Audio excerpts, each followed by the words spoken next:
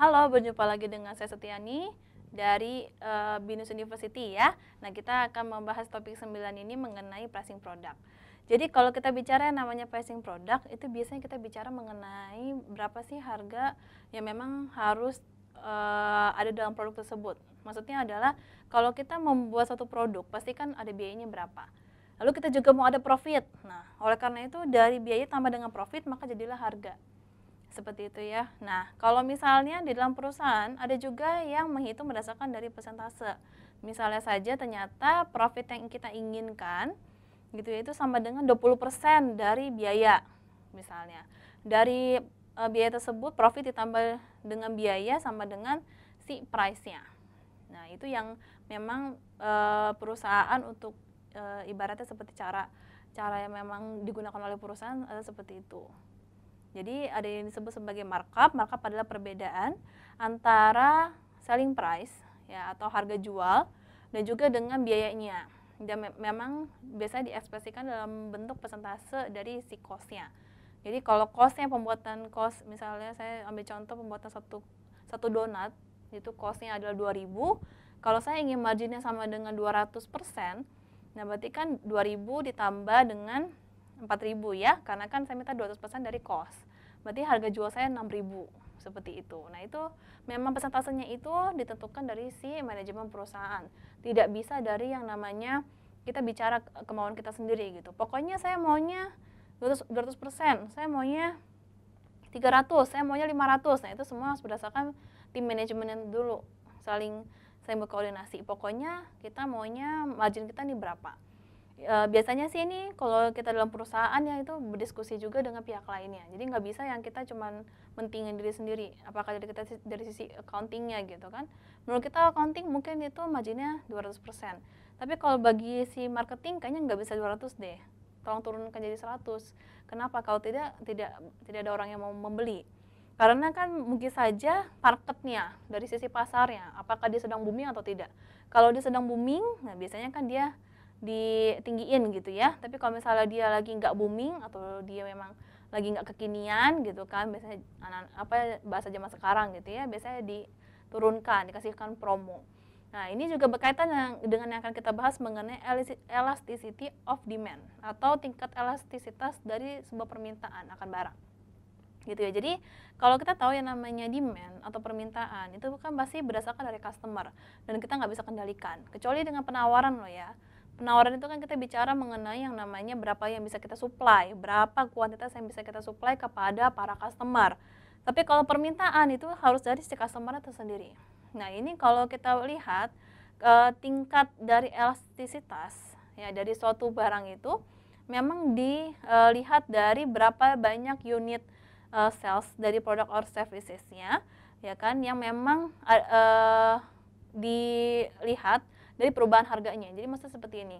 Kalau harganya naik 1.000 tadi donatnya ya, misalnya saya price-nya harganya 6.000, saya naikkan jadi 7.000.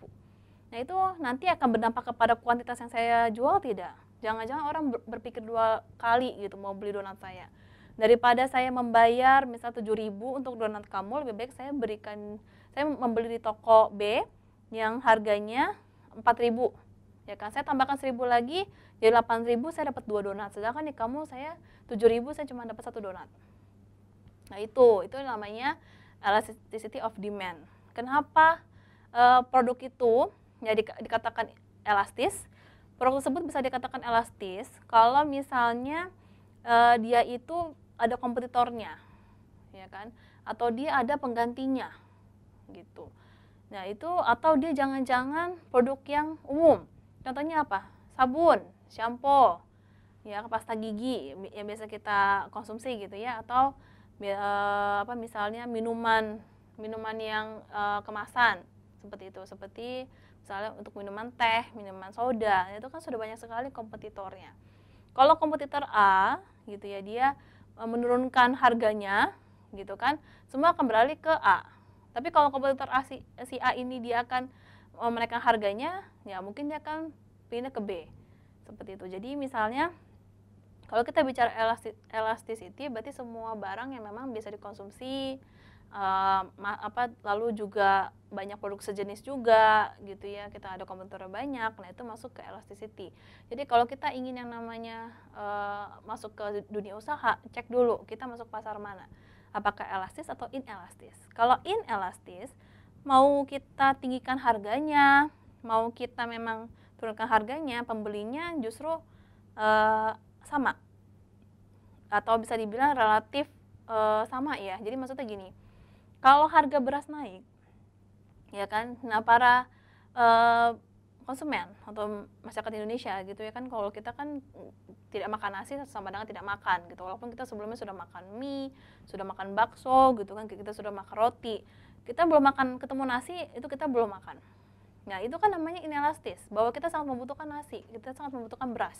Nasi beras ini mau dia harganya naik, mau dia harganya turun, konsumsinya pasti nggak akan jauh beda. Mungkin kalau harganya turun, orang akan membeli lebih banyak supaya bisa menyimpan. Tapi kalau misalnya harganya memang dia naik, tetap saja orang membutuhkan beras untuk makan, untuk diolah menjadi nasi lalu dimakan. Itu namanya inelastis.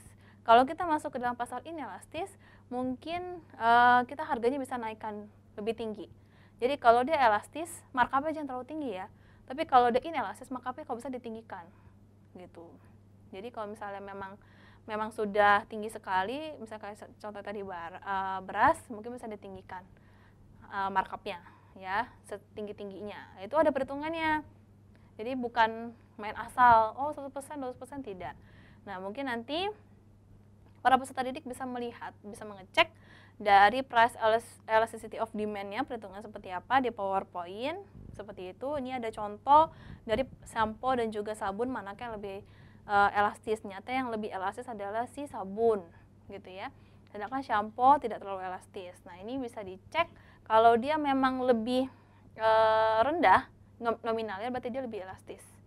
Kalau dia lebih tinggi, berarti dia lebih inelastis. Jadi kalau dia inelastis, ingat, tinggikan markupnya. Tapi kalau dia elastis, rendahkan markupnya. Itu manajer harus tahu seperti itu. Oke, mungkin sampai sini dulu perjumpaan kita di topik 9. Kita bisa cek lagi nanti di topik 10 yang kita akan belajar kembali mengenai namanya transfer pricing. Ya, tetap jaga kesehatan, tetap harus semangat, dan juga tetap harus belajar. Sampai jumpa.